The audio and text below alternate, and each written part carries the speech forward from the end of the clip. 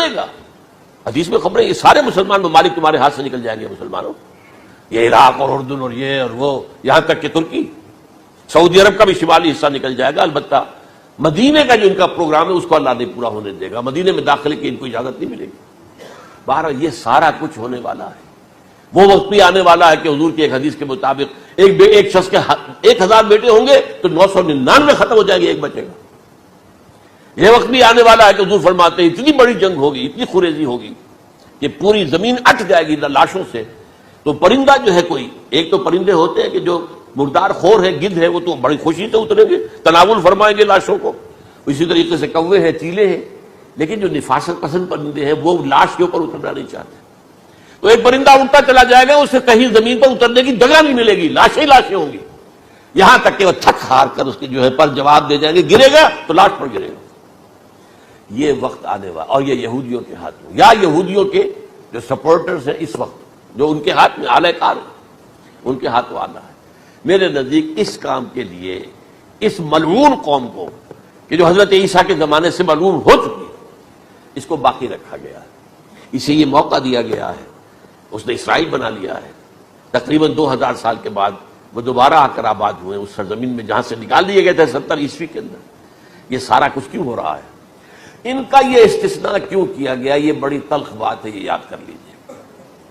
کیونکہ یا تو قوم اسی وقت ہلاک کر دی جاتی جیسا کہ ہوا قوم نوح، قوم ہود، قوم عاد، قوم سمود، قوم شعیب. یہ ہوا کہ نہیں ہوا؟ اور سدوم اور عمورہ کی بستیاں جہاں حضرت لوط بھیجے گئے، اور آل فرعون جو ہلاک کیے گئے، یا تو پوری قوم ہلاک کی جاتی.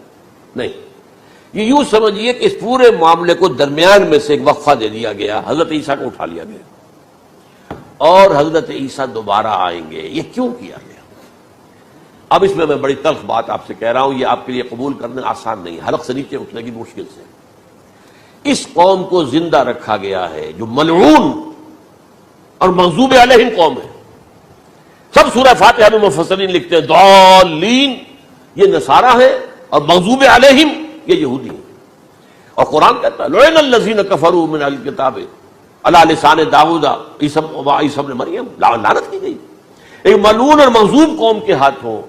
آخری امت محمد اور اس کا بھی بہترین حصہ، اس پر عذاب ان کے ہاتھوں آئے گا.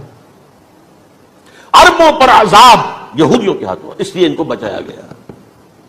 یہ میں نے کئی دفعہ واقعہ سنایا، مولانا اسلائی صاحب بتایا کرتے تھے، کیونکہ وہ راجپوت تھے، یو پی کے راجپوت مشرقی حصے کے، کہ ہمارے ہاں کوئی نوجوان اگر کوئی بڑی گری ہوئی حرکت کرتا تھا تو اس کے سر پر چمار کے ذریعے، چمار کے ہاتھوں جوتا لگایا جاتا تھا. اگر راجپوت کے سر پر راجپوت کا جوتا گرا تو چلو تکلیف تو ہوئی، لیکن یہ کہ راجپوت کا جوتا گرا ہے نا، پڑا ہے.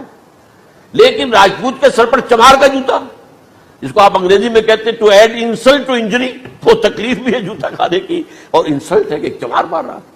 یہ امت سب سے خیر امت ہے، کنتم خیر امت اخرجت للناس. اس کے لیے عذاب بھی بدترین آئے گا. اور کن پر آئے گا؟ اس امت کا جو اصل نیوکلیس ہے عرب، جس کے بارے میں حضور کی حدیث موجود ہے ویل للعرب، عرب کے لیے بہت بڑی ہلاکت.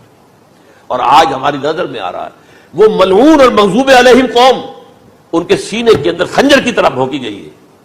اور 30 کروڑ کے قریب عرب بے حمیتی، بے غیرتی، بزدلی، کمزوری، ذلت، مسکرت کی مثال بنے ہوئے. کوئی بول سکتا ہے اس اسرائیل کے خلاف؟ کو بول سکتا ہے؟ 30-35 لاکھ آدمی ہے اسرائیل کے اندر یہودی، اس سے زیادہ تو امریکہ میں 50 لاکھ کے قریب، کل 1.25 کروڑ آدمی ہے یہ یہودی پوری دنیا کے اندر. لیکن دیکھیے جو چاہتا کرتا ہے. جب چاہا اس نے عراق کے ایٹمک انسٹالیشن کو تباہ کر دیا، اور سعودی عرب کی فضا میں اس کو فیول کیا ہے انہوں نے، دوبارہ ریفیولنگ جو ہوئی ہے ان کے جہازوں کی، وہ سعودی عرب کی فضا میں ہوئی. اللہ تعالیٰ نے یہ کوڑا ان مسلمانوں کے لیے رکھا ہوا ہے کہ جن کے رتبے ہے سوا، ان کی سوا مشکل ہے.